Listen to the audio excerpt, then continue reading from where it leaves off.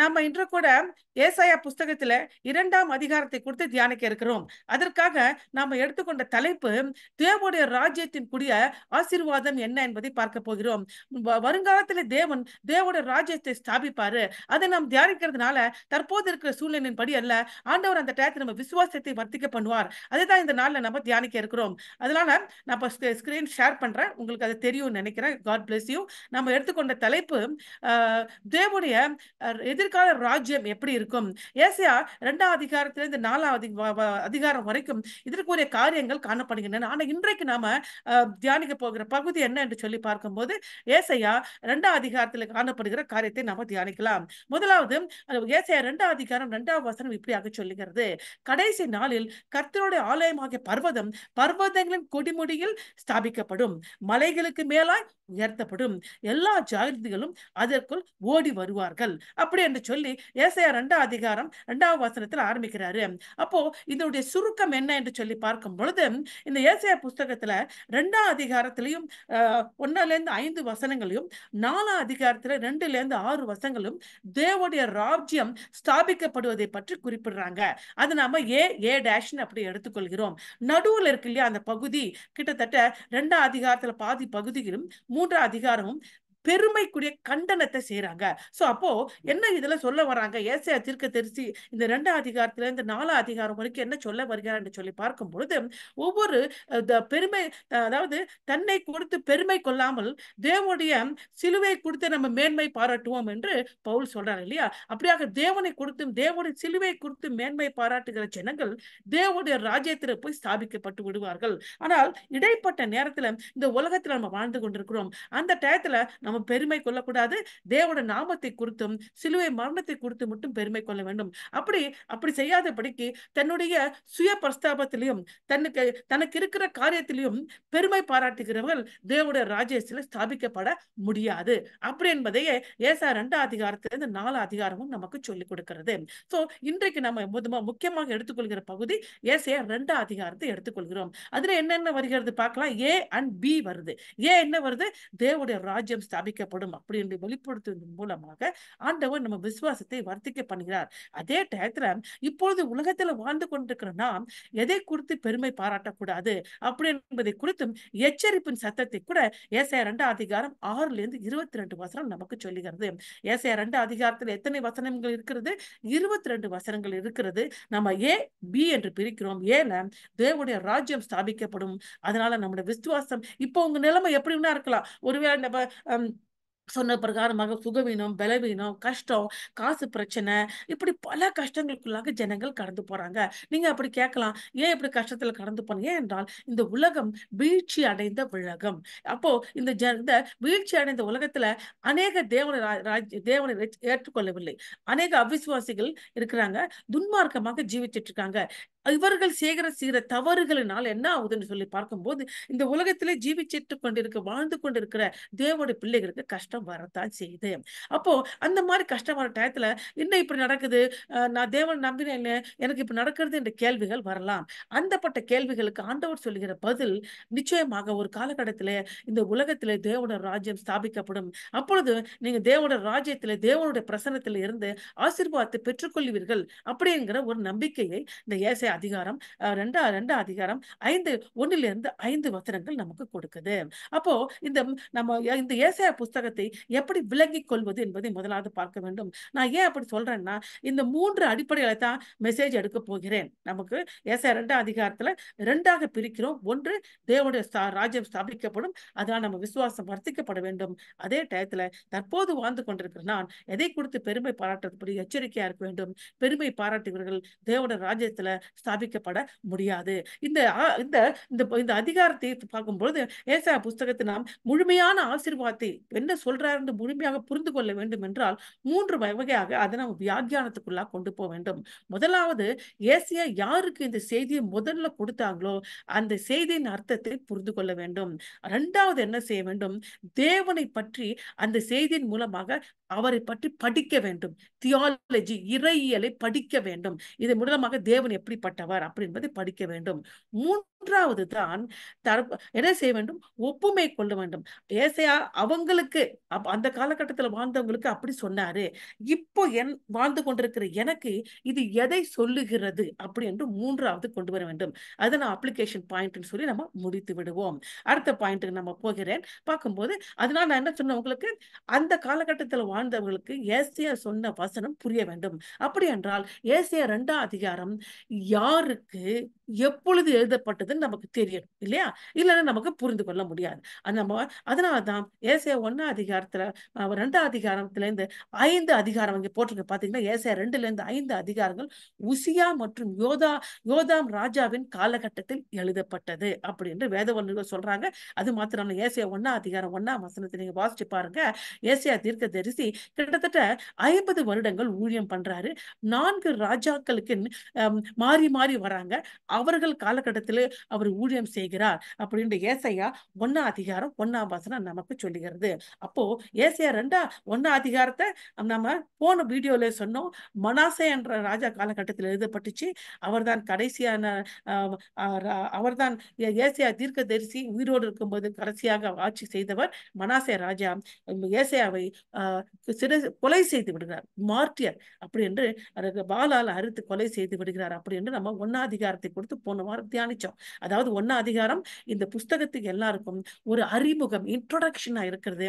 அவருடைய வாழ்க்கையின் கடைசி காலகட்டத்திலே அவர் எழுதுகிற தீர்க்க தரிசனங்கள்லாம் கோர்த்து எழுதும் பொழுது 1ஆவது அதிகாரத்தையும் 65 மற்றும் 66 அதிகாரத்தின் முடிவரையும் எழுதி முழு புஸ்தகத்தையும் ஏசாயா தீர்க்கதை கோர்த்து விடுகிறார். அதுக்கப்புறம் அவர் கொலை செய்யப்படுகிறாரு மனாசாவினால். அப்படின்னு நம்ம 1ஆம் அதிகாரத்தை கொடுத்து நம்ம 2 வாரமா தியானிச்சுட்டு இருக்கிறோம். அதை இன்றைக்கு நம்ம தியானிக்க போறது 2ல இருந்து 5 அதிகாரத்துல பார்க்கும்போது யார் எழுதினது, அதுக்கப்புறம் முத ஏசாயா தீர்க்கதரிசி அழைக்கப்பட்டது எப்பொழுது என்று சொல்லி பார்க்கும்போது ஏசாயா 1ஆம் அதிகாரம் நீங்க வாசிச்சு பாருங்க. ஏசாயா 1ஆம் அதிகாரம் 1ஆம் வசனத்துல ஏசாயா தீர்க்கதரிசி ஊழியத்துக்கு முத அழைக்கப்பட்டது உசியாவின் ராஜாவின் காலகட்டத்துல அப்படின்னு ஏசாயா 1ஆம் அதிகாரம் 1ஆம் வசனம் நமக்கு சொல்லுகிறது.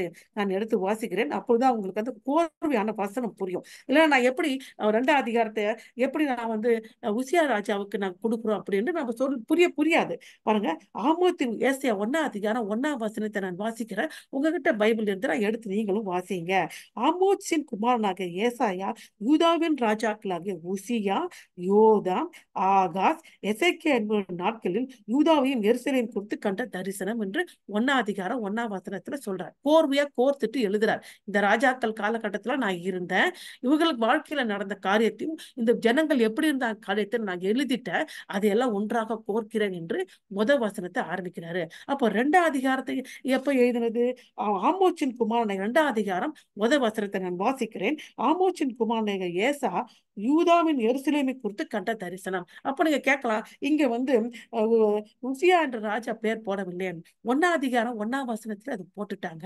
அதோடு இல்லாமல் 2ஆம் அதிகாரத்துல சொல்லப்பட்ட காரியங்கள் எல்லாமே எதோடு பொருந்து போகிறது என்றால், உசியா என்கிற ராஜா ஆட்சி செய்த போது எப்படிப்பட்ட ஆட்சி செய்தாரு, ஜனங்க எப்படி இருந்தாங்க, அவர் எவ்வளவு பெருமை கொண்டதுனால எப்படி தேவன் கிட்ட தண்டனையை பெற்றுக்கொண்டார் அப்படி என்ற காரியங்கள் எல்லாம் ராஜாவை கொடுத்து, அந்த உசியா ராஜாவை கொடுத்து 2 ராஜாக்கள் 15 அதிகாரத்திலையும் 2 நாளாகமும் 26 அதிகாரத்தையும் தெளிவாக கொடுத்திருக்காங்க. சோ இந்த 2 அதிகாரத்தை ஏசாயா 2ஆம் அதிகாரத்தோடு பொருத்தி பார்க்கும் போது அது அநேக காரியங்கள் இணைந்து போகின்றன. அதனால தான் வேத வல்லுநர்கள் என்ன சொல்லுறாங்க, 2ல இருந்து 5 அதிகாரங்கள் உசியா மற்றும் உசியாவுடைய மகனாகிய யோதாம் ராஜா காலகட்டத்தில் எழுதப்பட்டது என்று தீர்மானத்துக்கு வராங்க. சோ நம்ம முதலாவது என்ன தீர்மானிக்க எதை சொல்ல வரோம், ஏசாயா தீர்க்கதரிசி யாருக்கு அந்த செய்தியை சொன்னார், அந்த செய்தியை புரிந்து கொள்ள வேண்டும். யாருக்கு சொன்னார்? உசியா என்கிற ராஜா யூதா தேசத்தை ஆட்சி செய்து கொண்டிருக்கும் போது இந்த செய்தி வருகிறது. அப்புறம் நம்ம கேட்கிறோம், இதனுடைய ஹிஸ்டாரிக்கல் பேக்ரவுண்ட் என்ன என்று தெரிய வேண்டும். அதாவது யாரோட ஹிஸ்டாரிக்கல் பேக்ரவுண்டு? இந்த உசியா ராஜாவோட ஹிஸ்டாரிக்கல் பேக்ரவுண்ட். நம்ம திரும்பி போய் நான் ஃபுல்லா அந்த 2 ராஜாக்களையும் சரி, 2 ராஜாக்களை 15ஆம் அதிகாரத்தையும் 2 நாளாகமம் 26ஆம் அதிகாரத்தையும் முழுமையா நான் சொல்லிக் கொடுக்க முடியாது, டைம் கிடையாது. நீங்க வீட்டுல டைம் கிடைக்கும்போது தயவு செய்து அதை வாசிங்க. அப்போதான் உங்களுக்கு புரியும். இந்த ராஜா 50 ஆண்டுகள் ஆட்சி செய்யறாரு. இவருடைய ஆட்சியில ராணுவம் நல்ல வெற்றியா இருக்கு. பெரிய படையை அவர் தயார் செய்கிறாரு. அப்புறம் அந்த தேசத்துல உயர்ந்த கோபுரங்கள் எல்லாம் கட்டுறாரு. அப்புறம் கப்பல்கள், துறைமுகங்கள் எல்லாம் கட்டி அதுல அவன் முக்கியத்துவம் படுத்துகிறாரு. இதனால என்ன பண்றாங்க? ஜனங்க பெரிய பணக்காரராக மாறி விடுகிறார்கள். அம் அதாவது அதனால இந்த ராஜா ரொம்ப பெருமை கொள்கிறார். அவர் கடைசி காலகட்டத்துல ரொம்ப 50 ஆண்டுகள் ஆட்சி செய்றாரு. கொஞ்சம் புரிஞ்சுங்க. நல்லா ஆட்சி பண்ணிட்டு வந்தாரு. ஆனா கடைசி காலகட்டத்துல பெருமை வந்துருச்சு. நான் செய்யறதெல்லாம் நடக்குது. அப்படின்னா நான் செய்யாத ஒரு காரியம் மகா பரிசுத்த ஸ்தலத்துல போய் தேவனுக்கு தூபத்தை நான் காட்டப் போறேன் அப்படின்னு துணிவோடு போறார். 50 ஆசாரியர்கள் தடுக்கிறாங்க. செய்யாத ராஜான்னு. அந்த துணிகரமாக உள்ள போகும்பொழுது அவன் நெத்தியில குஷ்டரோகம் பட்ட உடனே பயந்து ஓடி வருகிறான். அத்தோடு கூட அந்த காலத்துல குஷ்டரோகம் வந்தா ஜனங்கள்ட்ட வந்து பேசக்கூடாது, புழங்கக்கூடாது, தனியா போயிடணும். அதனால இந்த ராஜா ஆட்சி செய்ய முடியாத படிக்கு தனி ரூம்ல அடைப்பட்டு விடுகிறான். உடனே அவனுடைய மகன் யோதாம் வந்து ஆட்சி செய்யறாரு. அப்படியாக ஏசாயா இந்த குஷ்டரோகம் வந்து அப்படியாக இந்த ரூம்ல அடைப்பட்ட பொழுது யோதாம் அவருடைய மகன் ஆட்சி செய்ய ஆரம்பிச்ச பொழுதுதான் ஏசாயா தீர்க்கதரிசி தன்னுடைய ஊழியத்தை ஆரம்பிக்கிறாரு. ஆரம்பிச்ச உடனேதான் இந்த 2வது அதிகாரத்தை எழுதுகிறாரு. அப்போ நம்ம ஓரளவுக்கு யாருக்கு இந்த செய்தி போயிடுச்சுன்னு பார்த்துட்டோம். அடுத்தது என்ன பண்றோம் பாருங்க. நான் வசனத்தில் சில வசனங்களை மட்டும் வாசிக்கிறேன். 2 நாளாகமம் 26 அதிகாரம் 16 வசனங்களையும் 20 மற்றும் 21 வசனங்களையும் எதோட கம்பேர் பண்றேன். ஏன்னா கம்பேர் பண்ணல ஏசாயா 2 அதிகாரம் 11வது வசனத்தோட நான் கம்பேர் பண்றேன். இதோ இந்த ஸ்லைட்ல நான் உங்களுக்கு போட்டிருக்கிறேன். 2 அதிகாரத்துல 2 நாளாகமம் 26 அதிகாரம் 16வது வசனம் என்ன சொல்லுகிறதுனா, அவன் பலப்பட்ட போது அவன் யாரு? ஏசா அதாவது உசியா ராஜா அல்லது அமத்சியா. உசியாவுக்கு 2 பேர் இருக்கு. நீங்க குழப்பிக் கொள்ளக்கூடாது. அவர் 2 ராஜாக்கள் அவர் பேர் அமத்சியான்னு போட்டிருக்கோம். 2 நாளாகமத்துல உசியான்னு போட்டிருக்கோம். சோ 2மே ஒரே ராஜாக்கள் தான். 2 பேர் இருக்கு அவருக்கு. அதான் ஏசாயா அது உசியா அல்லது அமத்சியா பலப்பட்ட போது தனக்கு கேடு உண்டாக மட்டும் அவருடைய மனம் வேட்டிமையாகி பலப்பட்ட போதுக்கு நல்ல பலம் தன் தேவனாக கர்த்தருக்கு விரோதமாக மீறுதல் செய்து தூபத்தின் மேல் தூபபீடத்தின் மேல் தூபம் காட்ட கர்த்தருடைய ஆலயத்துக்குள் பிரவேசித்தான். அப்ப என்னாச்சு? 20ல இருந்து 21 வசனம் 2 நாளாகமம் 26 அதிகாரத்துல என்ன சொல்லுது? பிரதான ஆசாரியராக அசரியாவும் சகல ஆசாரியரும் அவனை பார்த்த போது இதோ அவன் நெற்றியில குஷ்டரோகம் பிடித்தது என்று கண்டு அவனை தீவிரமாக அங்கிருந்து வெளிப்பட பண்ணினார்கள். கர்த்தர் தன்னை அடித்ததினால் அவன் தானும் வெளியே போக தீவிரப்பட்டான். ஐயோ அவனுக்கு கர்த்தர் அடிச்சுட்டான்னு பயந்து ஓடுறான். ராஜாவாக உசியா தன் மரண நாள் மட்டும் குஷ்டரோகியாக இருந்து கர்த்தருடைய ஆலயத்துக்கு புறம்பாக்கப்பட்டதினால் ஒரு தனி வீட்டிலே குஷ்டரோகியாக வாசம் பண்ணினான். அவன் குமாரனாகிய யோதாம் ராஜாவின் அரண்மனை விசாரிப்புக்காரனாக இருந்து தேசத்தின் ஜனங்களை நியாயம் விசாரித்தார். யோதாம் நல்ல ராஜா விசாரித்தார். சோ இப்ப இந்த 2 வசனங்களையும் 3 வசனங்களையும் ஏசாயா 2 அதிகாரம் 11வது வசனத்தோடு கார்லேட் பண்றேன். அது என்ன சொல்லுது பார்க்கலாம். ஏசாயா 2 அதிகாரம் 11வது வசனம், நரரின் மேட்டிமையான கண்கள் தாழ்த்தப்படும். ஏசாயா தீர்க்கதரிசி இப்ப சொல்றாரு. அப்பதான் ஊழியத்தை ஆரம்பிக்கிறார். எப்போ அவன் குஷ்டரோகம் பிடிச்சி தனி ரூம்ல அடைப்பட்டுட்டு யோதாம் ஆட்சி செய்ய வராரு இல்லையா? அப்போதான் ஊழியத்துக்கு வரார். வரும்போது என்ன சொல்றாரு பாருங்க. நரரின் மேட்டுமையான கண்கள் தாழ்த்தப்படும், மனுஷரின் வீராப்பும் தனியும், கர்த்தர் ஒருவரே அந்நாளில் உயர்ந்திருப்பார். அப்படின்னு ஏசாயா 2 அதிகாரம் 11ஆம் வசனத்துல அப்படியா கடிந்துரைத்து பெருமை பாராட்டக்கூடாது அப்படின்னு எழுதுகிறாரு. அப்போ உசியா அரசின் ஆட்சி எப்படி இருந்துச்சு அப்படி என்பதையும் அந்த ஆட்சி காலத்துல என்ன நடந்தது என்பதை அந்த ஏசாயா 2வது அதிகாரத்துல சொல்லியிருக்கிறாங்க. அப்போ உசியாவின் ராஜாவின் ஆட்சிக்கு போறது மக்கள் செல்வத்தராக இருந்தாங்க. நல்லா பாதுகாக்கப்பட்டாங்க. ஏன்னா மிலிட்டரி பலம் நல்லா இருக்கு. எந்த எதிரிகளும் வந்து தாக்க மாட்டாங்க. சோ அதனால காசு பணம் நிறைய இருந்துச்சு. ஒரு மனுஷனுக்கு காசு பணம் வந்துச்சுன்னா அதிகமா வந்துச்சுன்னா அதையே நம்ப ஆரம்பிச்சுட்டான். தேவனை நம்ப மாட்டான். அதே மாதிரி நல்ல பாதுகாப்பு கிடைச்சிச்சுன்னா தன்னுடைய பாதுகாப்புக்கு தன்னுடைய பலத்தையும் மிலிட்டரிய நம்புவான். ஆனா தேவனை நம்ப மாட்டான். அதனால தான் உபாகமத்துல மோசே சொல்லுவாரு, உங்க ராஜாக்கள் என்ன செய்ய வேண்டும் என்றால் அநேக குதிரைகளையும் எல்லாம் சம்பாதிக்காதீங்க.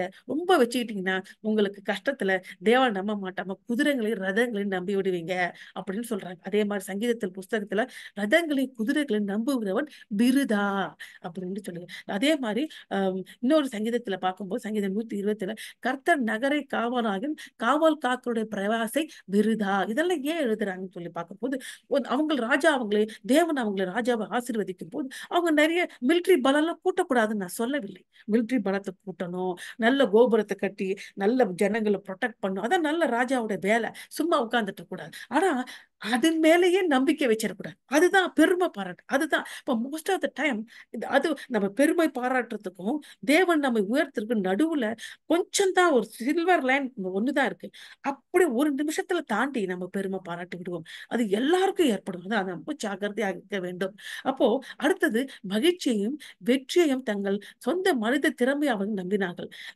அப்போ மகிழ்ச்சியா இருக்கிறவும் எனக்கு எனக்கு என்ன எனக்கு ஜெயம் கிடைக்கும், எல்லாத்துலயும் வெற்றி கிடைக்கும்னா அவங்களோட சொந்த டேலண்ட்டை நம்பினாங்க. நல்லா புரிஞ்சுங்க. இது அநேக தவறுகளை தேவ பிள்ளைகள் செய்யறோம். புரியுதுங்களா? தேவனை நம்புறேன். நான் நல்லா தெரியும், இது நல்லா தெரியும் எனக்கு, தேவன்ல நானா பார்த்துப்பேன். அப்போ தேவன் அவர்களுக்கு தேவையில்லை என்று நினைச்சாங்க. அது எங்க இருக்கு? ஏசாயா 2 அதிகாரம் 22வது வசனத்துல இருக்கு. அதுக்கப்புறம் அவர்கள் தேவனை உயர்த்தவில்லை, தங்களை உயர்த்திக்கிட்டே போயிட்டாங்க. அது எங்க இருக்கு? ஏசாயா 2 அதிகாரம் 11ஆம் வசனத்திலும் 17ஆம் வசனம், ஒரே வசனத்தை 2 வாட்டி எழுதிருக்கிறாரு. என்ன வசனம் யோசிச்சு பாருங்க. அதுதான் நான் முன்னாடி உங்களை வாசிச்சேன். என்னது? நரரின் மேட்டுமையான கண்கள் தாழ்த்தப்படும், மனுஷனுடைய வீராப்பம் தனியும், கர்த்தர் ஒருவழி அந்த நாள்ல உயர்ந்திருப்பாரு. அப்போ அம், வேற என்ன நடக்குது சொல்லு. அந்த காலகட்டத்துல என்ன பண்றாரு? தேவன் ஏசாயா தீர்க்க தரிசி அனுப்பி அவங்கள போய் எச்சரிக்கை பண்ணு அப்படின்னு தீர்க்க தரிசனம் உரைக்கும்படியாக அனுப்புறாரு. அனுப்பிட்டு என்ன சொல்றாரு?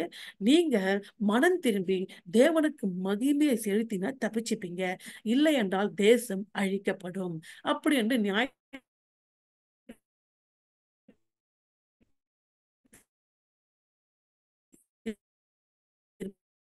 வசனத்தோடு போகிறாரு. அப்புறம் இதுதான் வந்து 2 அதிகாரம் 1ல இருந்து 5 வசனத்தை இப்ப நான் வாசிச்சா உங்களுக்கு புரியும். அப்ப நீங்க கேட்கலாம், இவர் வந்து ஹம், ஹம், அவங்க மேட்டுமையா பண்றதுதானே ஃபர்ஸ்ட் சொல்லணும், ஏன் தேவோட ராஜ்யத்தை ஸ்தாபிக்கப்படும் சொல்றாரு அப்படின்னு கேள்வி உங்களுக்கு வரணும்.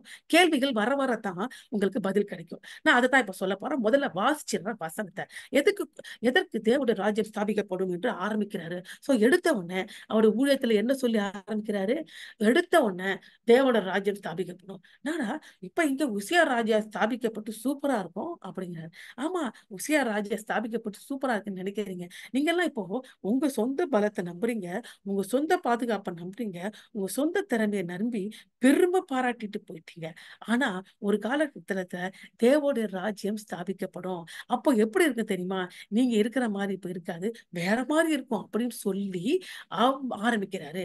அதனால நானும் அப்போ அப்படியே ஆரம்பிக்கிறேன். ஏசாயா 2 அதிகாரம் 1ல இருந்து 4 வசனம், தேவனுடைய ராஜ்யம் ஸ்தாபிக்கப்படும், அதனால உங்கள் விசுவாசம் வர்த்திக்கப்பட வேண்டும். ஆமோசின் குமாரனாகிய ஏசா யூதாவையும் எருசலேமும் குறித்து கொண்ட தரிசனம். ஏசாயா 2 அதிகாரம் 1ஆம் வசனம். 2ஆம் வசனம் என்ன சொல்லுது? கடைசி நாட்களில் கர்த்தரோட ஆலயம் ஆகிய பர்வதம், பர்வதங்களில் கொடுமிடியில் ஸ்தாபிக்கப்பட்டு மலைகளுக்கு மேலாக உயர்த்தப்படும், எல்லா ஜாதிகளும் அதற்குள் ஓடி வருவார்கள். முதல்ல என்ன சொல்றாரு? தேவனுடைய வாசஸ்தலம் ஸ்தாபிக்கப்படும். அப்போ நம்ம எவ்வளவு யோசிச்சு பாருங்க. நம்ம ஒரு இடத்துக்கு போறோம்,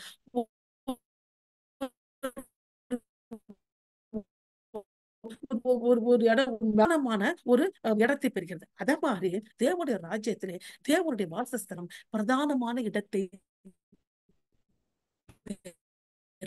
அப்படின்னு சொல்ல வர்றாங்க. ஏன் பிரதானமான? அப்போ முதல் வசனம் 2வது வசனம் அடுத்து என்ன சொல்றாரு? திரளான ஜனங்கள் புறப்பட்டு, நீங்க நினைக்கிறீங்க இப்ப யூதா தேசத்துல என்ன நினைக்கிறீங்க? ஆலயம்லாம் இருக்கு, எதையுமே 10 தேசத்தை நல்லா பலப்படுத்திட்டீங்க. அதனால நீங்க என்ன நினைக்கிறீங்க? உங்களுடைய கண்ணோட்டமும் உங்களுடைய எண்ணமும் ஆலயத்தின் மேல உங்களுக்கு இல்லவே இல்லை. அது எப்படி உங்களுடைய எண்ணம் எல்லாம் நாடு எப்படி விஸ்தாரமாயிருக்கு அதையே நோக்கி பார்த்துட்டு பெருமை பாராட்டிட்டு இருக்கீங்க. இது நீங்க செய்த உங்களுடைய ராஜா உசியா ராஜா செய்த ஆட்சி இப்படி இருக்கு. ஆனா இடத்தை பத்தி கவலைப்பட மாட்டாங்க. தேவனுடைய ஸ்தாபம் உயர்ந்து இருக்கிற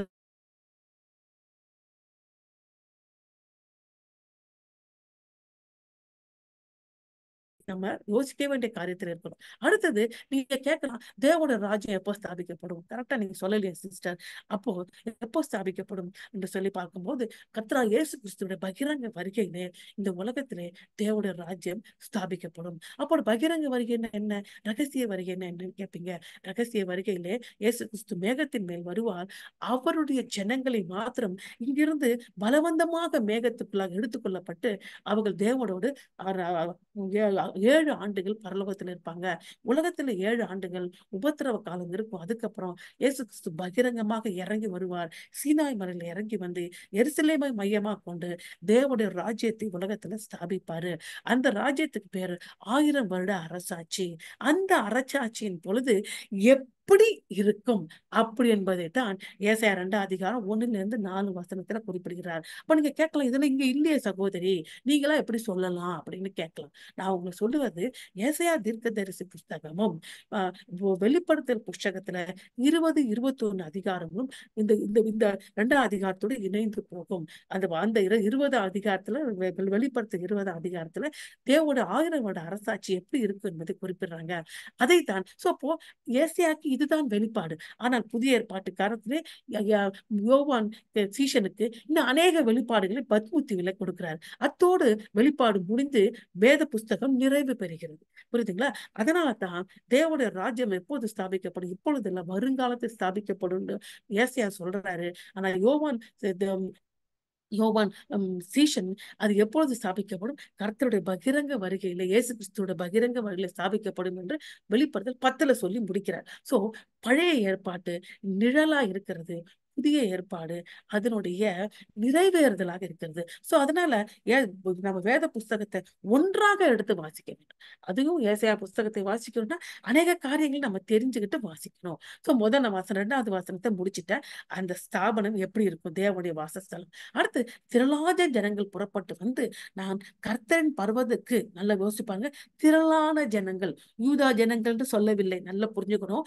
திரளான பிற ஜனங்கள் புறப்பட்டு வந்து, நான் கர்த்தரின் பர்வதற்கும் யாக்கோபின் தேவனுடைய ஆலயத்திற்கும் போவோம் வாருங்கள், அவர் தமது வழிகளை நமக்கு போதிப்பார், நாம் அவர் பாதையில் நடப்போம் என்பார்கள். ஏனெனில் சியோனில் இருந்து வேதமும் எருசலேம் இருந்து கர்த்தரின் வசனம் வெளிப்படும். அப்படி அதே சொல்லுகிறது. தேவனுக்கும் அவர் போதனையை கேட்க வந்த மக்களுக்குரிய காரியத்தை சொல்றாங்க. அப்போ இப்போ கூட யூதால எப்போ எருசலேம் எங்க இருக்கு? சீனாய் மலை எங்க இருக்கு? பர்வதம் எருசலேம்ல இருக்கு. ஆனா எருசலேம் ஜனங்கள்லாம் ஃபர்ஸ்ட் வரமாட்டாங்களாம், புறஜாதிகள் ஓடி வருவார்களாம். யோசிச்சு பாருங்க, இப்பதான் அதான் நடந்திருக்கு. அநேக யூத ஜனங்கள் இயேசுவை சொந்த ரட்சகராக இன்னும் ஏற்றுக்கொள்ளவில்லை. ஆனா நாமெல்லாம் எங்கெங்கயோ இருந்த புறஜாதிகள், உலகத்துல அநேக இடத்துல இருந்த ஜனங்கள், ஒரு கூட்ட ஜனங்கள் இயேசுவை சொந்த ரட்சகராக ஏற்று வாழ்ந்து கொண்டிருக்கிறோம். அதே மாதிரி அந்த காலகட்டத்துல எல்லாரும் அங்க ஓடி வருவாங்க. எதுக்கு தெரியுமா? அவர் அவர் யார் போதிப்பாரு? தேவன் அவருக்கு போதிப்பாரு. எந்த பாதையில நாம நடக்கணும்னு நடத்துவார். அப்போ தேவ திட்டத்தை நமக்கு அவர் சொல்லிடுவாரு. நம்ம என்ன நடக்கணும், எப்படி வாழணும் சொல்வார். அவர்கிட்ட போய் நம்ம கேட்போம். அவர் தான் உண்மை உள்ள தேவன்னு புற ஜாதிகள் ஜனங்கள் எல்லாம் அங்க ஓடி வருவார்கள். அங்கே இருந்து தான் வசனம் வரும், அங்கே தான் வெளிப்பாடு வரும். அப்போ அங்கே சொல்ற, அப்ப நீங்க எல்லாம் கூட வரமாட்டீங்க, அவங்க வருவார்கள் அப்படி என்று போதனையை கொடுத்து, அடுத்து 4வது வசனம், அவர் ஜாதிகளுக்குள்ளே நியாயம். அப்ப என்ன பண்ணுவார்? வந்த பிறகு அந்த ஜனங்கள்லாம் வந்துருவாங்க. வந்த பிறகு யாரு? புறஜாதிகள். அந்த ராஜாக்களுக்குள்ள அநேக சண்டை இருக்கு. ஒரு ராஜா ஒரு ராஜா. இப்ப பாருங்க எவ்வளவு சண்டை நடக்குது. இன்னைக்கு கூட எருசலேம்ல பயங்கர சண்டை. யூதா தேசத்துல எவ்வளவு நாடுகளுக்கு எதிராக சண்டை போட்டுக்கிட்டே இருக்காங்க. 250 நாட்களுக்கு சண்டை நடந்துட்டு இருக்கு. அப்போ அதே மாதிரி சண்டை தொடர்ந்து தான் இருக்கும். தேவனுடைய பகிரங்க வருகை வரைக்கும் அவர் ஜாதிகளுக்குள் நியாயம் தீர்த்து திரளான ஜனங்களை கடிந்து கொள்வாரு. நீங்க ஏன் எப்படி நடக்கிறீங்க, உங்க தேவ சித்தம் என்ன உங்கள் வாழ்க்கையில என்று சொல்லி கடிந்து கொண்டு, அப்போ கடிந்து கொண்டு அவங்க சரியான வழியை போதிப்பார். அப்போ என்ன பண்ணுவாங்க? அந்த புறஜாதிகள் அவங்க கையில சண்டை போடுறதுக்காக கத்தி கப்படா எல்லாம் வச்சிருந்தாங்களா, அவன் என்ன பண்ணுவாங்க? அவர்கள் தங்கள் பட்டயங்களை மண்வெட்டிகளாகவும், மண்வெட்டி எதுக்கு, பட்டயத்தை எதுக்கு பயன்படுத்துவாங்க? யுத்தத்தில் ஒருத்தர் கொலை செய்யறதுக்கும் அடிக்கிறதுக்கும். ஆனா அதை மண்வெட்டி எதுக்கு பயன்படுத்துவாங்க? நமக்கு நம்ம வந்து பயிரிடுவதற்கு, விவசாயத்திற்கு பயிரிடுவாங்க. அதனால நான் இனி சண்டை போட மாட்டேன், நான் இந்த ஆயுதத்தையே நல்ல பயனுள்ள ஆயுதமா மாயத்தை சமாதானமா விவசாயத்தை செய்வேன். அவர் தங்கள் ஈட்டுகளை அறிவாளா தான் நீங்க என்ன செய்ய முடியும்? மண் வெட்டியால் தான் மண்ணை கொத்தி நீங்க விதையை போட முடியும். அறிவாலை கொண்டு நல்ல பயிர் முதிர்ந்த போது அறுவடை செய்ய முடியும். அடிப்பார்கள். ஜாதி பட்டயம் எடுப்பதில்லை, இனி அவர்கள் யுத்தத்தை கற்பதும் இல்லை அப்படி என்று. எப்போ இதெல்லாம் இப்போ நடக்குமா? எவ்வளவு சமாதானம் பண்ணாலும் இந்த யுத்தங்கள் ஓய போவதில்லை. ஆனா தேவனுடைய 1000 வருட அரசாட்சியில் சமாதானம் இருக்கும், யுத்தம் இருக்காது. ஜனங்க சமாதானமாக நல்ல விவசாயம் செய்து நல்லா சாப்பிட்டு சந்தோஷமாக இருப்பார்கள். இந்த தேசம் அப்போ அப்போ தே தேவன் தம்முடைய அப்போ தேவனுடைய ராஜ்யத்தில் என்னென்ன இருக்கும்? தேவன் தம்முடைய பிரசன்னத்தாலும் போதனையினாலும் நீதியான நியாய தீர்ப்பினாலும் தற்போது இருக்க உலகத்தை மாற்றுவாரு. அதுதான் தேவனுடைய ராஜ்யம். இப்ப நீங்க பெருமை பாராட்டிருக்கீங்க. நீங்க எல்லாம் இது பெருமை பாராட்ட ஒண்ணுமே இல்லை.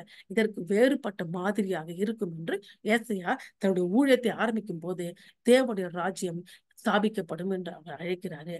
அடுத்த வசனம் ஏசாயா 2ஆம் அதிகாரம் 5வது வசனம் எப்படி சொல்லிட்டு என்ன சொல்றாரு? அவங்க கிட்ட சாய்ஸ கொடுக்குறாரு.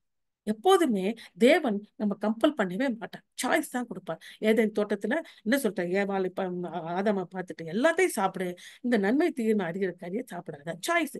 சாப்பிட்டா நீ செத்துருவ. என்ன எப்படி சாவாய்? இந்த ஆவிக்குரிய மரணம் ஏற்படும். நீ என்னை விட்டு பிரிந்து போய்விடு. அது அர்த்தம். சாய்ஸ். அவன் எங்க சாப்பிட்டான். புரியுது? அதே மாதிரி நம்முடைய வாழ்க்கையில ஆண்டவர் வசனத்தை கொடுப்பாரு.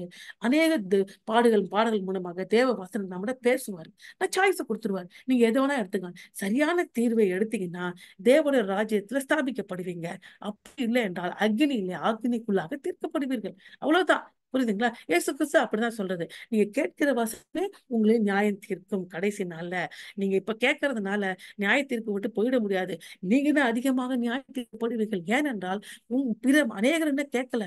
கேட்கிற நீங்களே அது கீழ்ப்படினா இந்த வசனங்களே உங்க நியாய தீர்க்கும் என்று வேதம் சொல்லி. அதனால நீங்க எவ்வளவுக்கு எவ்வளவு வசனம் கேட்கிறீங்களோ அவ்வளவுக்கு அவ்வளவு உங்கள் வாழ்க்கையில ஆண்டவர் அநேக சாய்ஸை கொடுத்து உங்கள் சரியான தேர்வை எடுக்கும்படியாக ஆவியானவர் அழைக்கிறாரு. ஏசாயா 2ஆம் அதிகாரம் 5ஆம் வசனம் நான் இங்க போட்டிருக்கேன் பாருங்க. யாக்கோபின் வம்சத்தாரே, கர்த்தரின் வெளிச்சத்திலே நடப்போம் வாருங்கள். நடக்கலாம் வாங்க. கர்த்தர் நினைச்சு நடந்துதான் வரணும், வந்துதான் ஆகணும். ஆக்கும் அப்படி வாங்கப்பா, வரலாம், வராமலும் இருக்கலாம். அப்போ ஜனங்களின் தீர்வு, அதாவது எதை தேர்ந்தெடுக்கிறார்கள் என்று தீர்மானிக்கப்படுகிறது. அவங்க ஏசாயா காலகட்டத்துல மட்டும் இல்ல. அதாவது இந்த யூதா மக்கள் சரியான தேர்வை, எதை தேர்வு? கர்த்தரின் வெளிச்சத்திலே. நம்ம புதிய ஏற்பாட்டிலே நான் என் வெளிச்சமா இருக்கிறேன், என்னுடைய வெளிச்சம் உங்கள் மேல் பிரகாசிக்கும், நீங்களும் உலகத்தில் வெளிச்சமாக இருக்கீங்க. நீங்க வெளிச்சமா இருந்து இருட்டில இருக்க ஜனங்களை நான் எப்படி உலகத்துக்கு வெளிச்சமா இருந்தா நீங்களும் உங்களுக்கு வெளிச்சமா இருந்து அழியாத வெளிச்சத்துல ஜனங்களை கூட்டிட்டு வாருங்க என்பதுதான் இயேசு கிறிஸ்துவோட போதனையா இருந்துச்சு. அதே தான் வெளிச்சத்தில் நடக்கிறவர்கள் எப்படி இருப்பார்கள் அப்படி என்று 1 யோவான் 1 அதிகாரத்துல சொல்றாங்க. அவங்க பாவம் செய்யலன்னு சொல்ல மாட்டாங்க. அவங்க பாவம் செய்தா கூட உடனடியாக நம்ம தேவன்கிட்ட அறிக்கை இடுவாங்க. இயேசு கிறிஸ்துவோட ரத்தம் அவங்க பாவங்களை கழுவி சுத்திகரிப்பதற்கு வல்லமை உள்ளதாக இருக்கிறது. 1 யோவான் 1 அதிகாரம் 7, 8, 9 வசனம் சொல்லுகிறது. அதைத்தான் இயேசு கிறிஸ்து சொன்னாரு. இங்கே இப்ப யோவான் அது ஏசாயா இப்படித்தான் அழைக்கிறாரு. கர்த்தரின் வெளிச்சத்தில் நடப்போம். இப்படி எல்லாம் விஷயம் இருக்குப்பா. நீங்க இப்ப பாக்குற மாதிரி எல்லாம் கிடையாது. இது நீங்க கட்டி இருக்கிற உசியா ராஜா கட்டினது சூப்பர்னு நினைச்சு அந்த கட்டடத்தின் மேலையும் நீங்க அந்த உங்க பெருமை பாராட்டி கட்டின வீடு மேலையும் அங்க இருக்கிற ராணுவத்தின் மேல நம்பிக்கை வச்சுட்டு கிடக்குறீங்க. அந்த ராணுவம் எல்லாம் ஒண்ணும் உதவாது. ஏன்னா தேவோட ராஜ்யம் ஸ்தாபிக்கப்படும் போது ராணுவமே தேவையில்லை. அவங்க கத்தி கபடா எல்லாம் மண்வெட்டியாவும் அறிவாலாவும் மாத்த வச்சிருவாரு. சமாதானமா ஆட்சி நடக்கும். அந்த ஆட்சியில நீங்க போய் ஜீவிக்கணும்னா இப்போ கர்த்தர்ல வெளிச்சத்துக்கு வந்துருங்க. இப்ப நீங்க எடுக்கிற தீர்மானம் தான் எதிர்காலத்துல நீங்க எங்க இருக்க போறது என்பதை உங்களை வழி நடத்தும். உங்க கையில தான் இருக்கு நீங்க எங்க போறது என்பதை சொல்லி சாய்ஸை கொடுக்கிறாரு. அவர்களுக்கு மாத்திரம் அல்ல, இந்த செய்தியை ஏசாயா தீர்க்கதரிசி புஸ்தகத்தை வாசிக்கிற உங்களுக்கு எங்களுக்கும் இந்த செய்தியை கேட்கிற ஒவ்வொருவருக்கும் இதே சாய்ஸை தான் கொடுக்குறாங்க. அப்போ நீங்க சரியான தேர்வை, கர்த்தருடைய வெளிச்சத்தில் நடக்க வேண்டும் என்று தேர்வை எடுத்தீங்கன்னா ஏசாயா 2ஆம் அதிகாரம் 1-4 வசனத்துல சொல்லப்பட்ட தேவனுடைய ராஜ்யத்துல போய் நீங்க ஸ்தாபிக்கப்படுவீங்க. இல்ல முடியாது அப்படின்னு சொன்னீங்கன்னா என்ன ஆகும்? அல்லது பெருமையுடன் தங்கள் சாதனையை மட்டுமே நாங்க கவனிப்போம், நாங்கள் கர்த்தர் சொல்றத காதால கேட்க மாட்டோம், கண்ணை மூடிப்போம் அப்படின்னு இருந்தீங்கன்னா நீங்க அவமானத்தை அனுபவிப்பீர்கள். அந்த அவமானம் எங்க போட்டிருக்கு? ஏசாயா 2ஆம் அதிகாரம் 6-22 வசனத்துல போட்டிருக்கு. இதுதான் ஏசாயா 2ஆம் அதிகாரத்தின கருப்பொருள். இப்ப நம்ம என்ன படிச்சிட்டோம்? எதை புரிந்து கொண்டோம்? ஏசாயா தீர்க்கதரிசி 2வது அதிகாரத்தை யாருக்கு இந்த செய்தியை கொடுத்தாரோ அவர்களுக்கு கொடுக்கப்பட்டதின் அர்த்தத்தை புரிந்து கொண்டோம். ஸ்டெப் 1 முடிஞ்சிடுச்சு. ஓகே, பண்ண போறோம் அப்படின்னு சொல்லி பார்க்கும் பொழுது தேவனுடைய இறையியலை புரிந்து கொள்ள வேண்டும். தேவன் எப்படிப்பட்டவர் என்று நம்ம புரிந்து கொள்ள வேண்டும். அப்படி என்ன சொல்றாங்க அடுத்தது, பெரிய ராஜாவாகிய உசியா பெருமையுடன் தன் பெரிய ராஜ்யத்தை கட்டியிருந்தான். ஒண்ணு, உசியாவின் பூமிக்குரிய ஆட்சியை தேவனுடைய எதிர்கால ராஜ்யத்துடன் ஒப்பிடுவதன் மூலம் தேவையான மாற்றத்தை தேவன் நம்மகிட்ட எதிர்பார்க்கிறாரு. அவர் மனுஷன் செய்த ராஜ்யம் எப்படி இருக்கும், தேவன் ஸ்தாபிக்க போற ராஜ்யம் எப்படி இருக்கும் அப்படி என்று சொல்லி கொடுத்துறாரு. யோசிச்சு பாருங்க, என்ன சொல்லி கொடுக்குறாரு. மனுஷ ராஜ்யம், உங்க ராஜா இருக்கிறதுல பெஸ்ட் ராஜா, கொஞ்சம் யோசிச்சு பாருங்க. அதாவது நிறைய ஆண்டுகள் ஆட்சி செய்தது சவுலு, தாவீது, அதுக்கப்புறம் இந்த உசியா அல்லது அமத்சியா, ரெண்டு இவங்க தான் அதிகமா ஆட்சி செய்தது எல்லாரையும் விட. புரியுதுங்களா? அப்போ எத்தனை பெரிய ஆட்சி இருந்திருக்குன்னு கொஞ்சம் யோசிச்சு பாருங்க. ஆனா நீங்க பார்க்கும்போது தாவீது ராஜா பெருமை கொள்ளல, தேவனுக்கு தப்பு செய்தான், விபச்சாரம் வேசித்தனம் செய்தான், அதுக்கு பாவத்தை தண்டனைய இந்த உலகத்திலே அனுபவிச்சு பாவத்தை அறிக்கையிட்டு மன்னிப்பு கேட்க தேவனுக்கு இருதய தாவீது. சவுலும் அவன் ஆண்டவன் நிராகரிச்சு தாவீதை போட்டான். அவன் மகன் சாலமோன் பெரிய ஆலயத்தை கட்டினான். ஆனா கடைசியில என்ன பண்ணான், அவன் விக்கிரக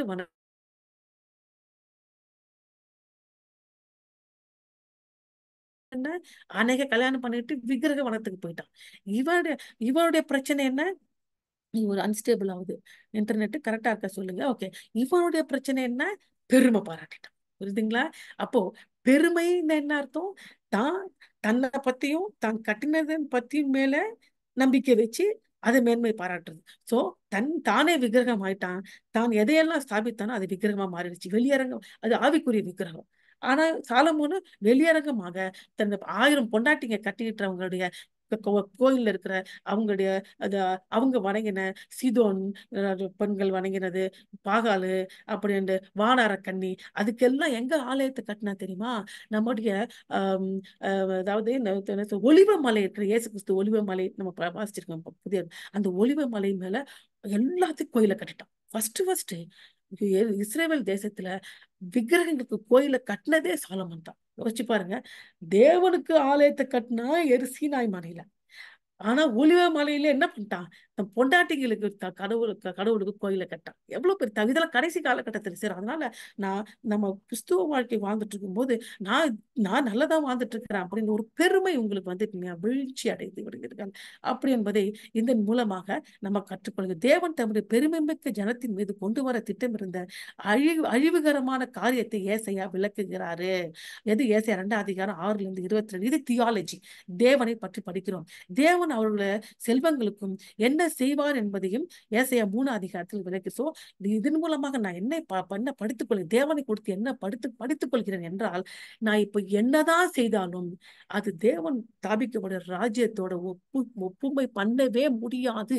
என்னுடைய வெற்றி எவ்வளவா இருக்கலாம், நான் கட்டுற வீடு ரொம்ப பெருசா இருக்கலாம், நான் சம்பாதிக்கிற காசு ரொம்ப அதிகமா இருக்கலாம், நான் பேங்க்ல காசு சேர்த்து வைக்கலாம், வீடு மேல வீடு கட்டி என்ன பெருமை பாறேன், இது எதுவுமே வரப்போற தேவர் ராஜ்யத்தோடு ஒப்பிட முடியாது.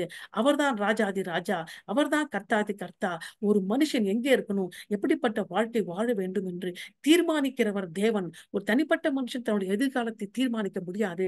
அப்படி தீர்மானிச்சு எனக்கு தேவன் வேண்டாம், என்னுடைய சொந்த பொருளையும் என் சொந்த திறமையை வைத்து நான் எதிர்காலத்தை தீர்மானிப்பேன் என்று பெருமை பாராட்டினால், தேவன் எதையெல்லாம் நீ பெருமை என்று நினைத்துக் கொண்டு பிடித்துக் கொண்டிருக்கிறாயோ அதையெல்லாம் உன்னை விட்டு எடுத்து விடுவார். இதுதான் தியாலஜி. அதாவது இறையியல் தேவனை குறித்து 2 நம்ம படிக்கிறோம். 3வது ஸ்டெப் என்ன சொன்ன, அதாவது அனாலஜி, ஒப்பிட வேண்டும். எப்படி ஒப்பிட போறீங்க, அந்த காலகட்டத்துல ஜனங்க இப்படி இருந்தாங்க, அது எனக்கு நான் எப்படி அதை எடுத்துக்கொள்ள வேண்டும். புதிய ஏற்பாட்டு காலத்துல இயேசுவை சொந்த ரட்சகராக ஏற்றுக்கொண்டு வாழ்கிற யூத குலம் அல்ல நான் புறஜாதியா இருந்த நான் இயேசுவை ஏற்றுக்கொண்டதுனால ஆவிக்குரிய இஸ்ரவேலனாக நான் மாறிவிட்டேன். ஆவிக்குரிய ஆபிரகாமுடைய ஆசீர்வாதத்தை நான் பெற்றுக்கொண்டிருக்கிறேன். இப்படிப்பட்ட நான் ஏசாயா சொன்ன வசனம் எனக்கு எப்படிப்பட்ட ஆசீர்வாதத்தையும் எப்படிப்பட்ட எச்சரிப்பையும் கொடுக்கிறது. அதுதான் முடிவுரை. அத்துடன் நான் முடிக்கிறோம். உசியா போன்ற பெருமை மிக்க தலைவர்களின் பாதை ஒருவன் பின்பற்றலாம், அல்லது ஒரு நபர் இப்பொழுது மனிதனை நம்புவதை நிறுத்தி தேவனை மட்டுமே உயர்த்தலாம். அவனை மாதிரி இருக்கலாம், இப்படி இருக்கலாம். இப்படி நான் ஒப்பிட்டுக் கொள்கிறேன். ஒப்புமை. ஓகே, கடைசி ஸ்டெப் தேர்வு. நமக்கு இப்படிப்பட்ட தேர்வு, எது தேர்வு, பெருமை மிக்க தலைவன் நான் உசியா போல நான் எல்லாம் பெருமையா இருக்கலாம், அல்லது நான் என்னையோ இல்ல பிற மனித நம்பரை நிறுத்தி விட்டு தேவனை மட்டும் உயர்த்தலாம். இப்படி எடுக்க போய் 2 தீர்மானத்தின் விளைவு எதை கொடுக்கும்? 2 இது அல்லது ஒரு அது அப்படின்னு ஒரு 2 இடத்துக்கு கொண்டு போகும். மகிமையான ராஜ்யத்தின் தேவனுடைய வாழ்க்கைக்கு கொண்டு போகும். எப்போ நீ சரியான பாதையை மனுஷனை நம்புவதை நிறுத்திவிட்டு தேவனை மட்டும் உயர்த்தும் போது, அல்லது பயங்கரமான அவமானத்தையும் அழிவையும் கொண்டு வரும். எப்போ நீ உன்னையும் நீ பெருமை பாராட்டிக்கிட்டே இருந்துச்சுன்னா பயங்கரமான அவமானமும் அழிவில கொண்டு விழுந்து விடுவாய். இது 2வது ஒப்புமை நமக்கு தெரிந்து கொள்கிறோம். அது எங்க இருக்கு? ஏசாயா 2ஆம் அதிகாரம். முதல்ல தேவனுடைய மகிமையோட ராஜ்யத்தில் வாழ்வோம் அப்படி என்பது 2ஆம் அதிகாரம் 1-5 வசனத்திலையும் ஒரு தேர்வு. மற்றொரு தேர்வு அதெல்லாம் தேவையில்லை, நான் என்னதான் நம்புவேன், நான் என்னதான் பெருமை பாராட்டுவீங்கன்னா அவமானத்தையும் அழிவையும் சந்திப்பீர்கள். ஏசாயா 2ஆம் அதிகாரம் 6-22 வசனம் சொல்லுவது. அடுத்தது நீங்க கேட்கலாம், சரி நான் அப்புறம் வீடு கட்டுறதெல்லாம் தப்பா, காசு சேர்த்து வைக்கிறது தப்பா? தப்புன்னு யாருமே சொல்லலை. ரைட்டா? ஒரு ஒரு இப்ப இந்தியா தேசம் நல்ல ஒரு இன்ஃப்ராஸ்ட்ரக்சர் வேணும். இல்ல இப்ப எல்லாம் பாலம் கட்டுறதுலாம் உடஞ்சி உடஞ்சி விடுது. எல்லாம் கரப்ஷன் இந்த தேசத்துல அந்த ஆட்சியின் காலத்துல. அப்படிலாம் செய்யக்கூடாது, நல்லா ஸ்ட்ராங்கா கட்டணும். அப்ப நல்லா ஸ்ட்ராங்கா கட்டணும். அப்போ இப்ப பாருங்க, நேத்தி கூட 50 தீவிரவாதிகள் வந்துட்டாங்க இந்தியாவுக்குள்ள. கன்ஸ் எல்லாம் எடுத்துக்கிட்டு பாகிஸ்தான் தீவிரவாதி. அப்போ அப்ப என்ன பலப்படல, எது அந்த ராணுவம் பலப்படல, ராணுவத்தில் பயிற்சி சரியா இல்ல, அது தப்பு. அப்ப ராணுவ பயிற்சி கொடுக்கணும் தானே?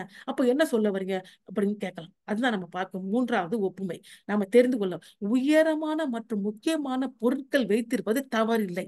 ஒரு நபரை தலைமையில் பதவியில் வைத்து பின்பு அந்த தவறை கௌரவிப்பதும் நல்ல ஆட்சி செய்றீங்க சூப்பர், கௌரவிப்பதும் தவறில்லை. ஆனால் அந்த பொருள் மீதோ அல்லது அந்த அந்த தனிப்பட்ட நபரின் மீதோ அணுகுமுறை முக்கியமானது. எப்படி அணுகுறீங்க?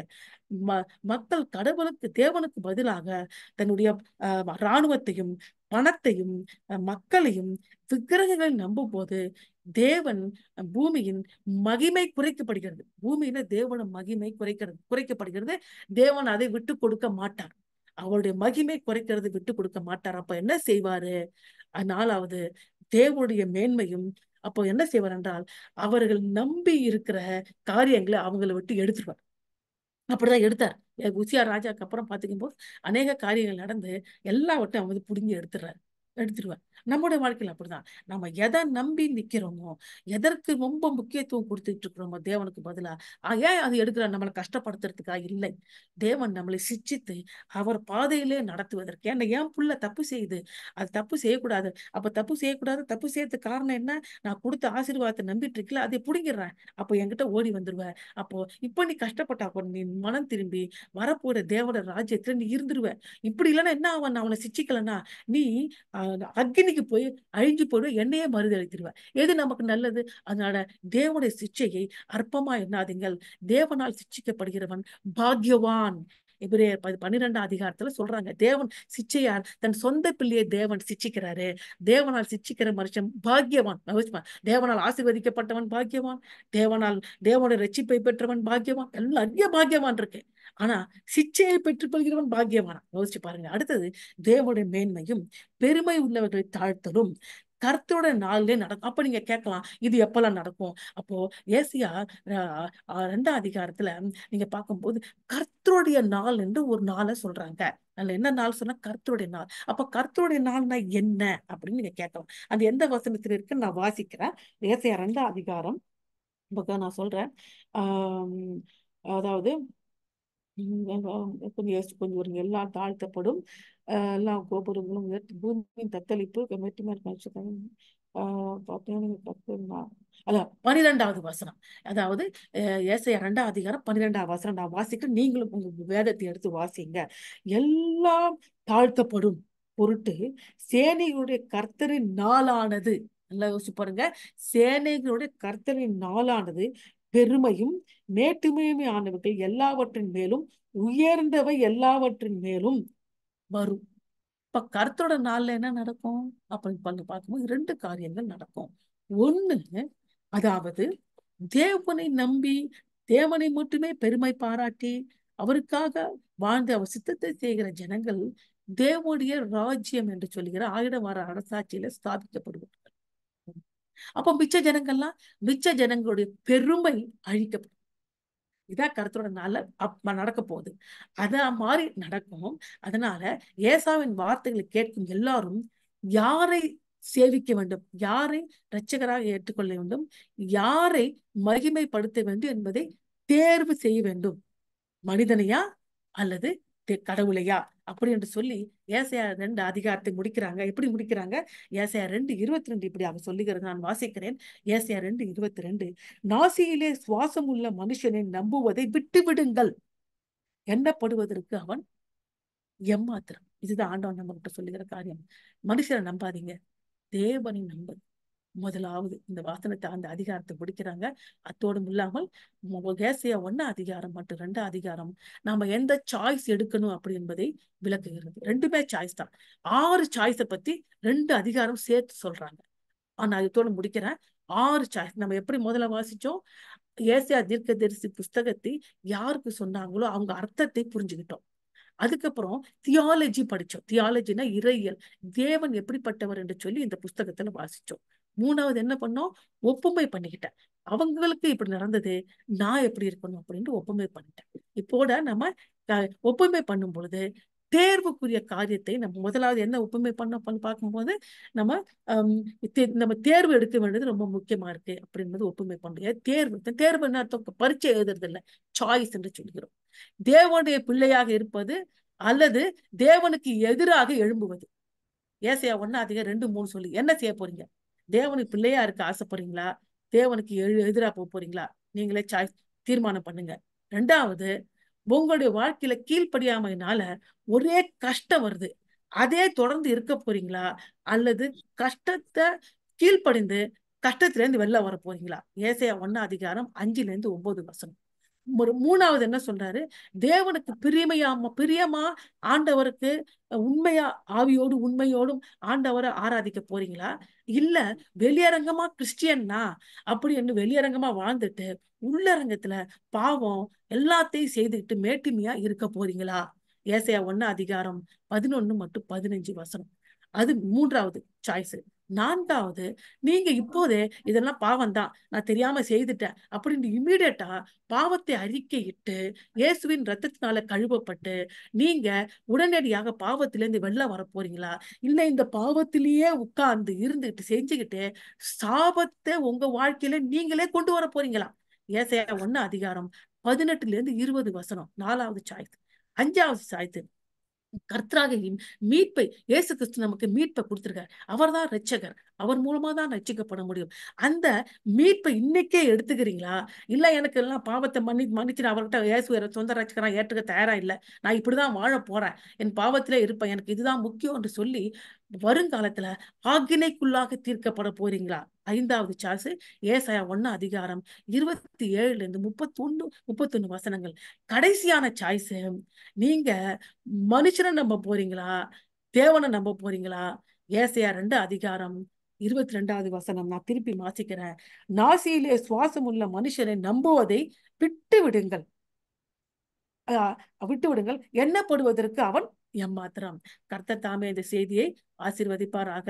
ஆமென். Thank you for joining. கர்த்தர் உங்களை ஆசீர்வதிப்பார். தேவன் உங்க தேவைகளை சந்திப்பாரு.